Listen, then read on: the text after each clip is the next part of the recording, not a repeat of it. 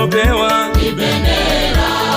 Bwana Yesu ametupa Bendera, amewapa kina ndugu bendera, amewapa kina dada bendera, kwendapo na ionekane bendera yetu, wengine wote na waione bendera yetu, karibu na hata mbali ione